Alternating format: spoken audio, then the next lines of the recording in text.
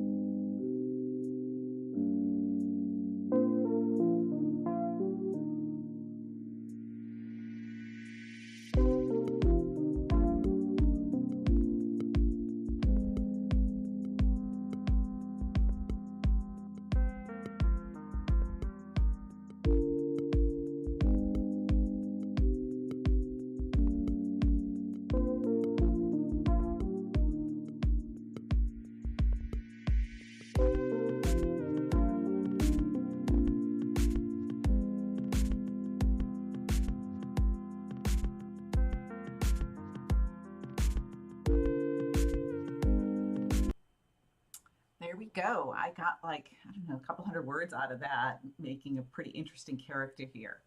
So, okay, let me go back to Miss Blogger's comment. So, character profile, there is a really great character master plan on my website. Again, that's free. You can just go there. There's the link to the resources. You just register for it for the site. I put everything into one community because I didn't want to be beholden to any one social media platform because, you know, they can come and go and not everybody is necessarily on Facebook or Instagram or whatever. So I put everything on my own community that I'm building. And there's a character master plan there that will help you discover a lot about your character. And that will also help you plot from there. It talks about the plot after that. You definitely want to know them emotionally because readers relate to emotion. Readers relate to the commonalities. And if you want a book that readers talk about and it stays with them for a long time, then you want to build that emotional connection. So, and half a mo, if I don't outline, what do I start with? Character work, and could we talk about that the next break? Yes. So the video will go into detail about this, but I basically do start with characters because I need to get to know them first. Writing new characters on the page is sort of like meeting new neighbors. I think you guys have heard me say that before. And I really need to know who they are before I start planning. I'm also not somebody that really likes a lot of planning. A lot of the stuff I create is for the writers who do, because there's writers who love a plot, there's and a whole plot plan, and there's other writers who I should probably do this. There's other writers who don't necessarily want all that. And so this will be directed towards the people who don't necessarily want all that stuff. Because I just don't like being boxed in by a plan. And part of it too is that I've been doing this forever. So a lot of this, the construction happens in the back of my head while I'm going. I can just feel when the book is lagging or feel when it needs to go in a new direction or feel when I have to go back and kind of work on the plot and figure some more things out. So it's a long, convoluted answer to your question, half a mo, sorry. And great job to Silverali and Mary. You guys are awesome. I know I forgot to make myself bigger. You know, it's it's hard to remember all the technical things like turn the mic on, turn the music off, hit the timer, make my face bigger. You know, I'm just going along here. I also wanted to tell you guys that I'm teaching a class on the six techniques that compel great authors or something. Oh gosh, I can't even remember what it was. Six techniques that successful authors use to make their books better, I think, is what the class is. Let me give you guys a link to that. It is at the Women in Publishing Conference, which starts on Wednesday. And it's a huge conference. There's tons and tons of workshops there. A lot of them are about the business of being an author, about, you know, setting up your website, getting your cover designed, how to, you know, kind of break the top 10 in Amazon, how to make a living at this, all of that. Women in Publishing is very directed towards the business of publishing. but they also had a craft component, and that's what I taught for this year's conference. So it's 6 techniques of best-selling authors or something like that. I forget what the workshop is called.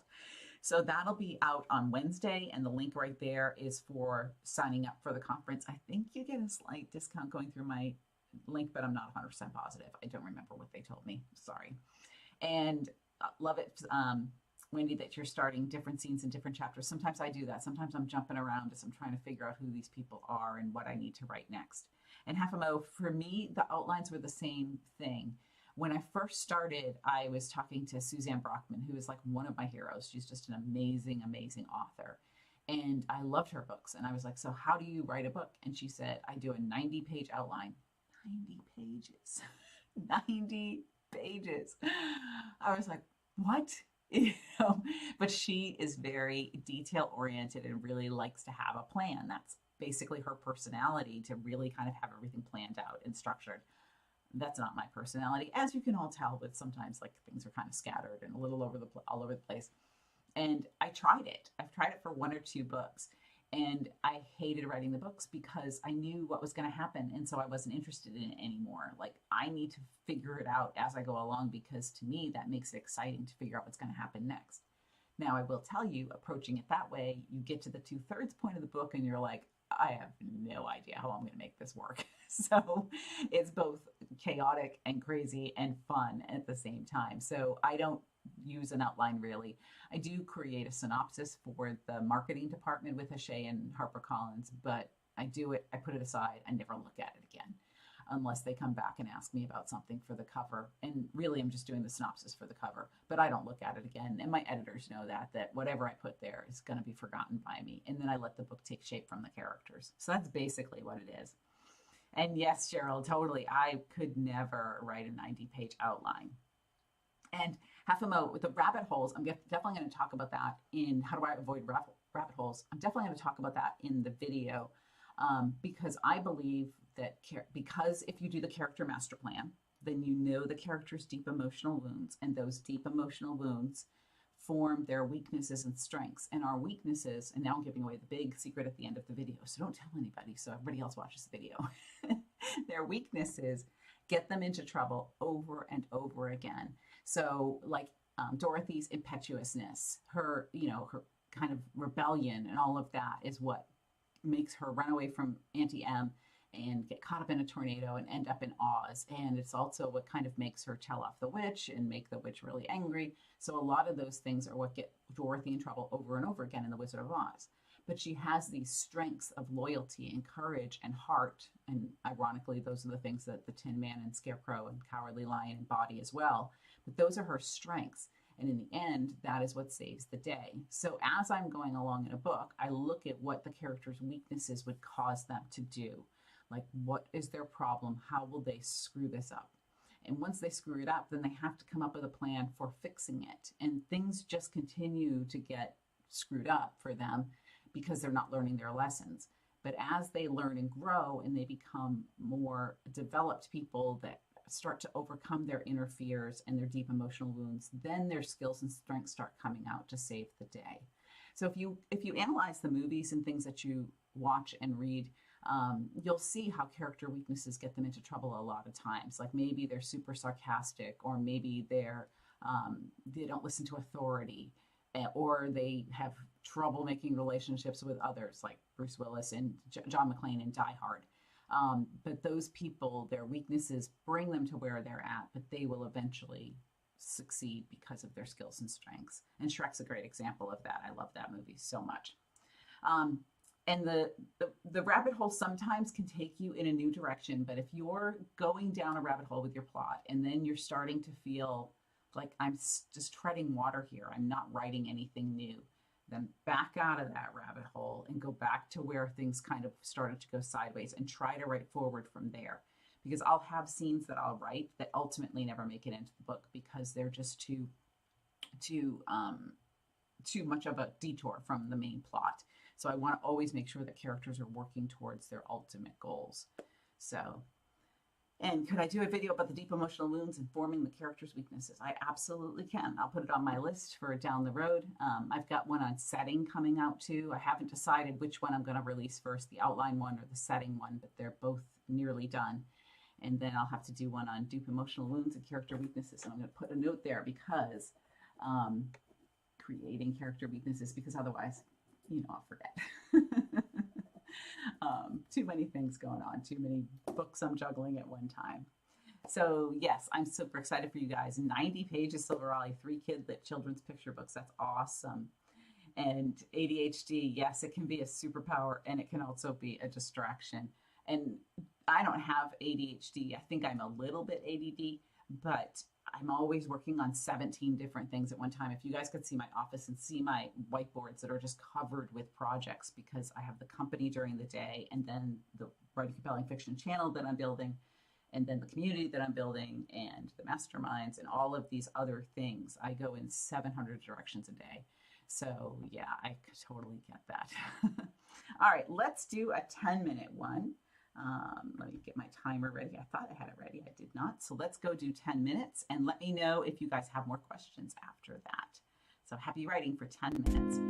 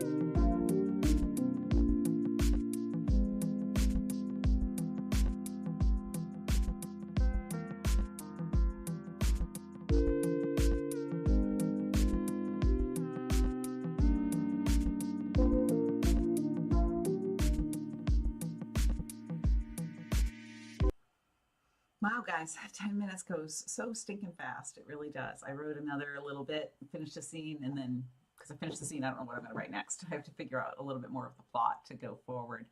And I hopefully, Half-Mo, that answered your question, and Ms. Blogger, that it also answered your question. And yes, some people have like a really structured thing that they go by. I'm just more of a person that really likes to let the story dwell from the characters because I think that's what creates books that people really talk about. And if you want to be very successful in this, or you want to touch lives, which I think I've told you guys, I don't look at the money, I don't look at the reviews. Like that'll just stress me out and keep me from writing. If I look at the ranking of my book, any of that stuff, it really stresses me out. So I don't pay attention to any of that.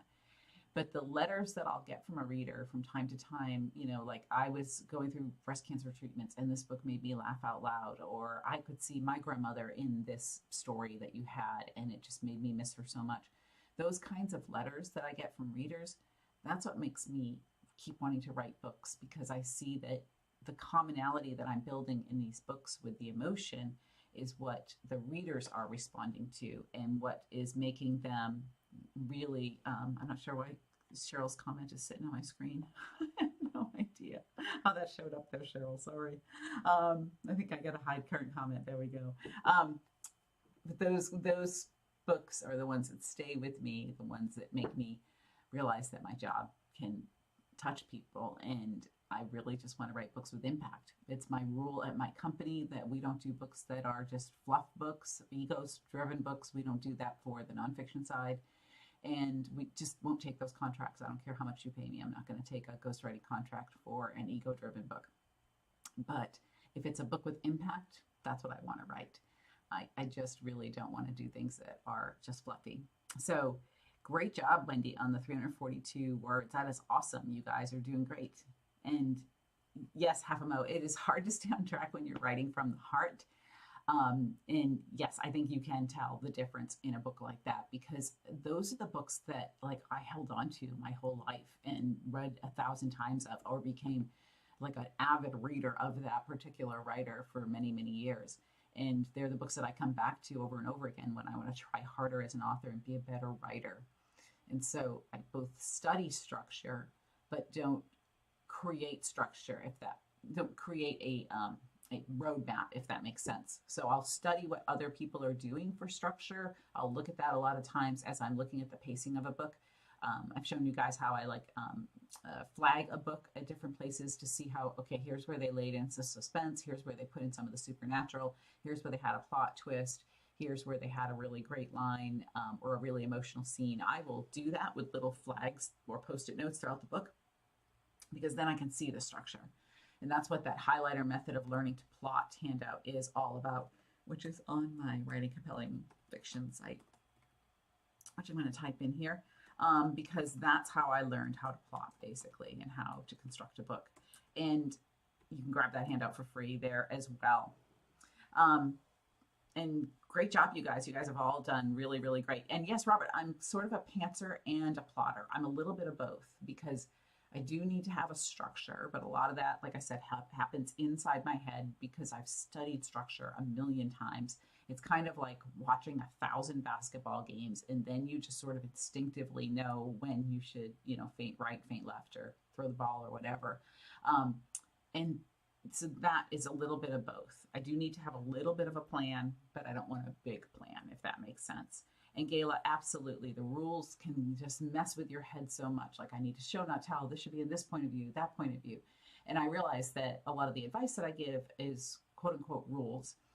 So it's a hard line to draw between how much do I teach you guys and how much do I stress you out with, oh my God, am I having enough conflict on the page?